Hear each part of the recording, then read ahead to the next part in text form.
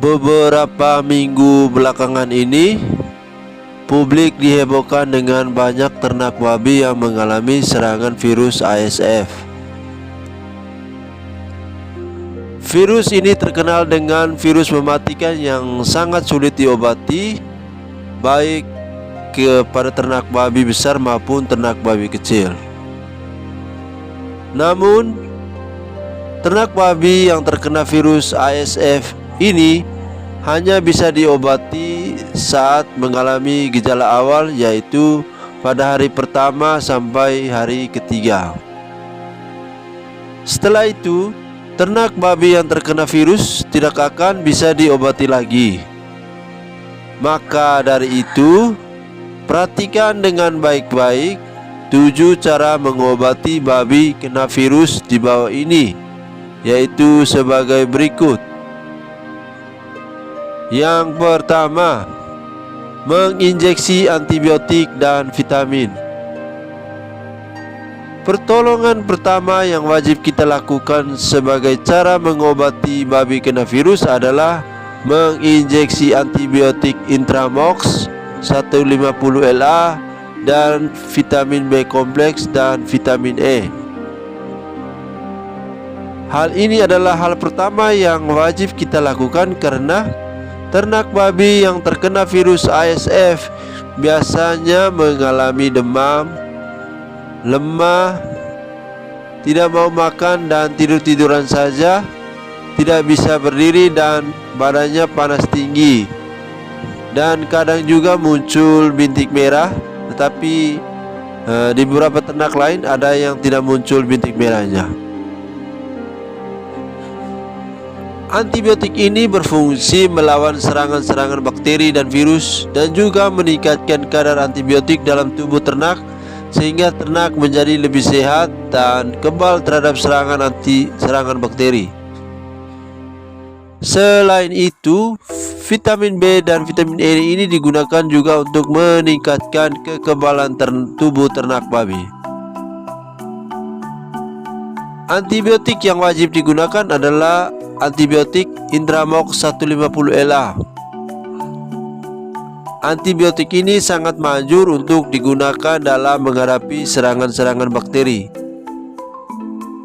Antibiotik ini biasanya diberikan 2 hari sekali, 2-3 hari sekali, tetapi vitamin B dan vitamin E wajib kita berikan setiap saat, yaitu bisa 2 hari sekali, yaitu diinjeksikan pada pagi hari dan sore hari. Ingat bahwa Anda tidak boleh panik jika menghadapi babi yang terkena virus ASF. Anda harus tenang agar bisa mencari cara untuk mengobatinya. Jika Anda tidak punya antibiotik dan vitamin, maka saya menganjurkan obat alternatifnya, yaitu Anda menumbuk daun kelor sampai halus, lalu dicampurkan dengan air hangat sedikit, lalu diinfus ke ternak babi. Cara infusnya nanti saya jelaskan di bawah ini. Daun kelor ini memiliki manfaat, yaitu meningkatkan kekebalan tubuh dari serangan bakteri dan virus. Hal ini karena daun kelor meningkatkan kadar antibiotik dalam tubuh ternak sehingga ternak menjadi lebih sehat dan kebal terhadap serangan bakteri. Selain itu, daun kelor ini juga memiliki kadar vitamin C yang tinggi, yang mana bisa meningkatkan kekebalan tubuh ternak. Untuk lebih paham manfaat daun kelor untuk makan ternak, bisa Anda tonton videonya di link yang ada di deskripsi video ini. Yang kedua, wajib diinfus. Ternak babi yang kena virus ASF biasanya tidak mau makan dan tidur-tiduran saja. Maka cara yang bisa kita lakukan adalah dengan menginfusnya. Cara infusnya untuk ternak babi kecil, yaitu Anda memangku anak babi dengan 2 kaki, menjepit badannya, dan kaki anak babi tersebut dibiarkan terlentang ke tanah.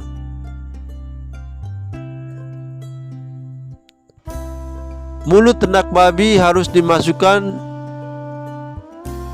selang yang sudah terpaut dengan botol infus, lalu masukkan cairan makanan pelet atau pakan lengkap yang sudah dicairkan ke dalam botol infusnya, yaitu di sini kita memakai botol aqua yang dipotong bagian pantatnya atau bagian bawahnya untuk dimasukkan cairan makanan. Ulangi proses ini setiap pagi dan sore agar ternak babi bisa memiliki daya tahan tubuh karena ada cairan makanan yang masuk ke dalam tubuhnya. Ternak babi bisa bertahan hidup berminggu-minggu jika ada cairan makanan yang masuk ke dalamnya. Maka dari itu, wajib Anda infus cairan makanan ke ternak babi di pagi hari dan sore hari. Cara ini juga sudah saya jelaskan di video cara mengobati babi tidak makan dan cara mengobati babi cara mengobati babi sakit. Bisa Anda tonton videonya di link yang ada di deskripsi video ini. Untuk ternak babi besar, Anda bisa lakukan cara infusnya dengan memasukkan tali ke dalam mulut babi, lalu talinya diikat ke tiang kandang dengan posisi mulut babi besar terbuka. Lalu Anda masukkan selang botol infus ke mulut babi dan juga cairan makanan yang sudah disiapkan di botol infus agar cairan makanan itu bisa masuk ke dalam tubuh babi. Untuk ternak babi besar maupun babi kecil, cara infusnya membutuhkan minimal 2 orang karena membutuhkan 1 orang untuk menginfus makanannya dan 1 orang lagi berfungsi untuk memangku anak babinya atau menjaga ternak babi tersebut tidak bisa bergerak saat infus atau dimasukkan cairan makanan ke mulut ternak babinya. Yang berikut, yang ketiga, memberi cairan makanan dari pakan lengkap.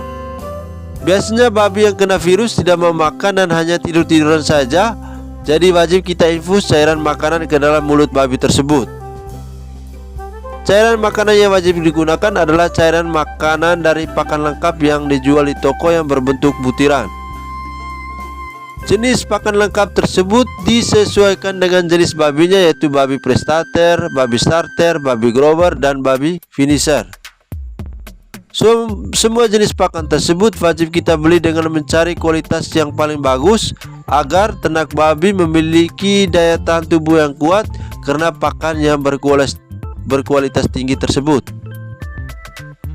Pakan lengkap dan berkualitas ini sudah memiliki nutrisi yang sangat lengkap, jadi sangat cocok dijadikan cairan makanan.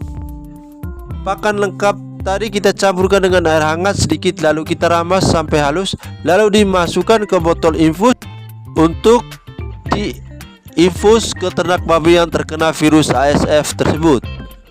Yang berikut, yang keempat, memisahkan ternak babi sakit jauh dari ternak babi yang sehat. Gejala awal yang biasa terlihat ketika ternak babi mengalami serangan virus ASF yaitu lemah, tidak berdaya, terdapat bintik-bintik merah pada kulitnya, badannya terasa panas sekali, tidur-tiduran saja dan tidak mau makan. Jika Anda mengalami gejala-gejala seperti ini, segera pisahkan ternak babi sakit ini jauh dari ternak babi lain yang masih sehat untuk dilakukan pengobatan. Virus ASF bisa menyebar kemana saja lewat pakaian, sandal, perlengkapan kandang dan juga lalat.